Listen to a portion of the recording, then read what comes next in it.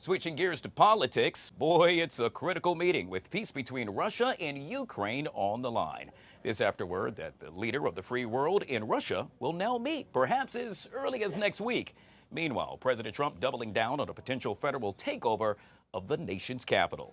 Joining us now to discuss this and so much more is Eric Faddis, attorney and political strategist, back here on the Live Zone. Always good to see you, my friend. Great to be with you, Guy. So, Eric, let's jump into this. It is official. The Kremlin now confirming that President Trump and Russian President Vladimir Putin will meet in the coming days. At issue, obviously, putting an end to the war between Russia and Ukraine. Putin now floating the idea of meeting in the UE for, well, let's say a peace meeting, if you will. The question is, what needs to be said, what needs to be done in order for this meeting to be successful? Well, hey, I mean, this is going to be a negotiation, and Trump is reportedly good at that. Look at Russia. Their economy is truly struggling.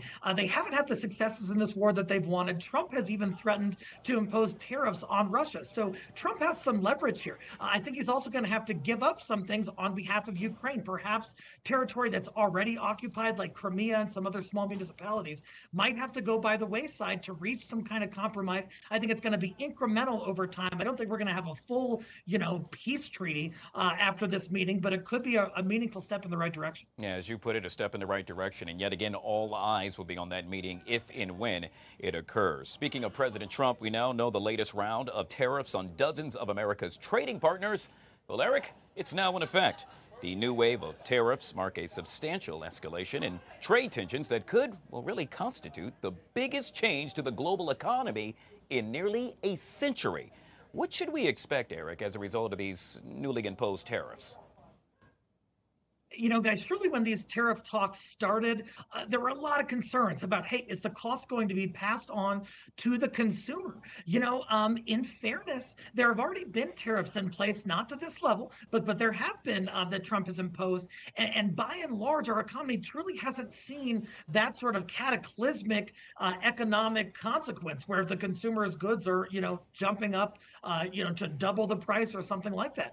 And so, I think it kind of makes sense to stay the course a little bit. Trump has some discretion here, and this is sort of his wheelhouse. And so we'll have to see how this plays out. But so far, it hasn't been as alarmist as some folks have been worried about. Well, if you happen to be Toyota, perhaps that's a different story. We know that Toyota now stating that they're going to take a hit in the neighborhood of some $10 billion, and I say that with a B, $10 billion as a result of these new tariffs. And Eric, as we know, numbers don't lie. It's obvious that these tariffs are not working in their favor.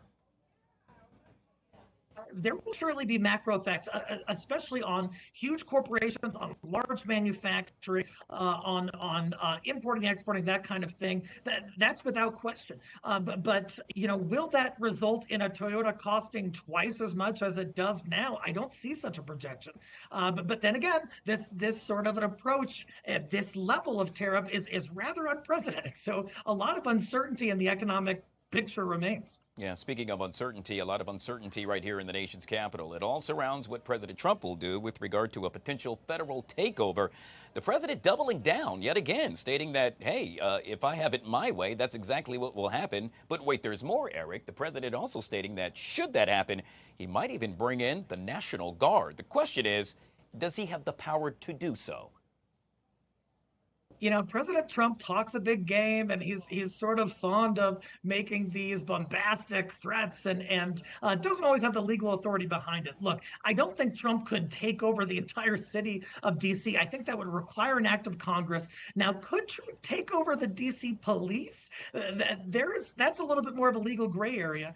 Could he call in the National Guard? Typically, there have to be emergency scenarios that would meet a legal threshold to allow for that. I don't think such scenarios have existed, some assaults and that kind of thing. That happens in every city. And so I think this is a lot of talk, but Trump has been known to try and step outside of those parameters before. So we'll see. Yeah, it's going to be really interesting to see how all of this plays out, specifically for me, and I would state a lot of my colleagues, because, well, heck, even for you, Eric, a lot of times you too are based right here in the nation's capital. Let's move on to the Lone Star State. Of course, they say everything happens in Texas. Well, it's a lot bigger.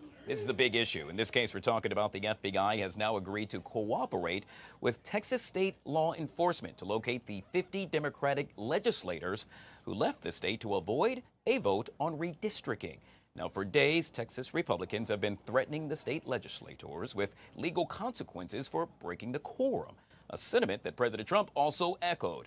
Eric, the bottom line here, what the heck is happening and what do you think will end up happening?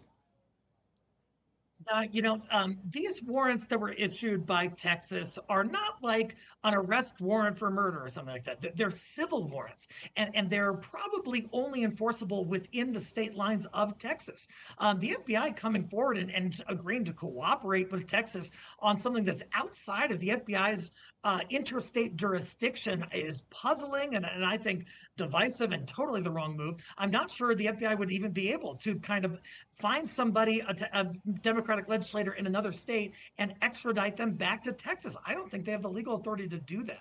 And so perhaps it's a lot of bluster to try and, get these Democratic lawmakers scared and get them to come back. But the legal authority behind it is really dubious, I think. Yeah, it's plain and simple. Speaking of big, everything bigger in Texas, it's a big mess. Something hopefully they could eventually get settled. We'll end with this, Eric, and that is one of Joe Biden's former top communication advisors now set to appear and scheduled to be with an interview, if you will, before the House Oversight Committee, their probe on the former president's decline and possible efforts to conceal it from the public. My question to you, Eric, is what's the ultimate goal here for the Republicans?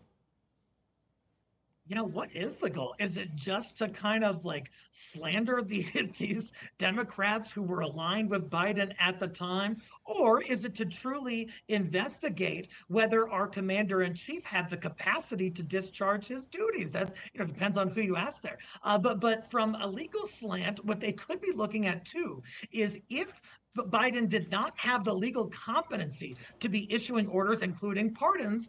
Is there a question as to whether those pardons were lawful? Is there a question as to whether those folks pardoned, like Fauci and the like, could still be prosecuted? Those are questions that could arise in the coming days as this investigation proceeds. As we say, we'll have to wait and see. Yet again, Mr. Eric Faddis, attorney and political strategist, joining us